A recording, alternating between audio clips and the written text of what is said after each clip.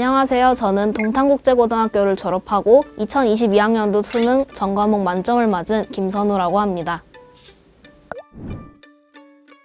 다양한 강의를 마음껏 수강할 수 있다는 점, 스마트펜을 이용해 모르는 문제의 해설을 언제든지 볼 수 있다는 점, 전과목 강의를 다양하게 수강할 수 있는 엠베스트를 선택하게 되었습니다. 성적 우수자와 특목고 합격생을 많이 배출했다는 것도 엠베스트 선택의 한 이유가 되었습니다.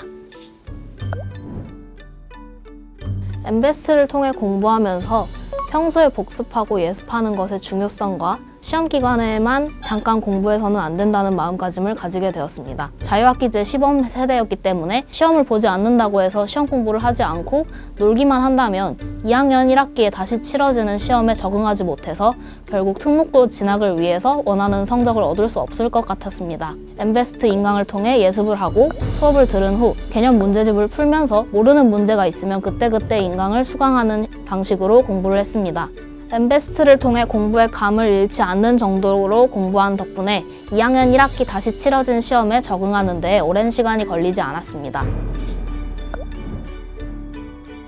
중학교 2학년과 3학년 때도 적극적으로 엠베스트를 활용하여 공부했습니다. 사회, 과학, 역사 중심으로 예습을 하고 학교 수업을 들은 후에 두 수업에서 공통적으로 강조된 부분과 학교 선생님께서 강조하신 부분을 따로 모아 노트를 만들었고 노트와 엠베스트 개념 교재의 반복을 통해 복습했습니다.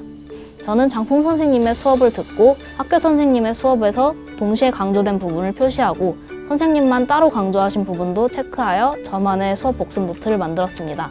유현진 선생님의 국어 문법 강의를 듣고 공부함으로써 노트를 만들었고 이 때문에 고등학교에 올라가서 문법 공부에 들이는 시간을 줄이고 다른 공부에 더 집중할 수 있었습니다.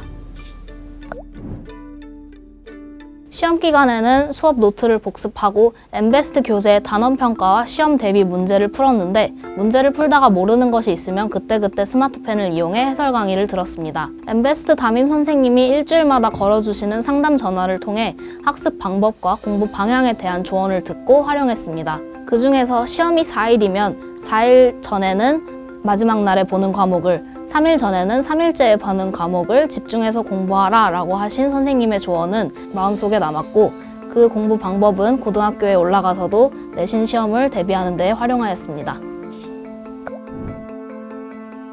공부는 인강을 듣는 것에서 끝내는 것이 아닙니다.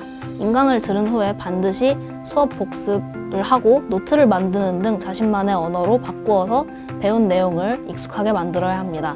문제도 푸는 것에서만 끝나는 것이 아니라 해설 강의를 통해 선생님의 풀이 방법을 확인함으로써 문제에 접근하는 방식이 맞는지, 더 쉬운 풀이 방법은 없는지를 항상 체크하면서 공부하면 더 효율적으로 공부할 수 있습니다.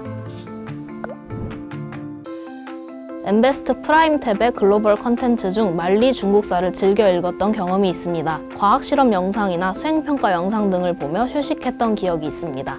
엠베스트의 목표 달성 장학생 제도는 목표가 없이 자칫 해이해지기 쉬운 중학생 시절에 열심히 노력한 것에 대해서 보상을 주는 시스템은 학습의 동기부여가 되기에 충분했습니다.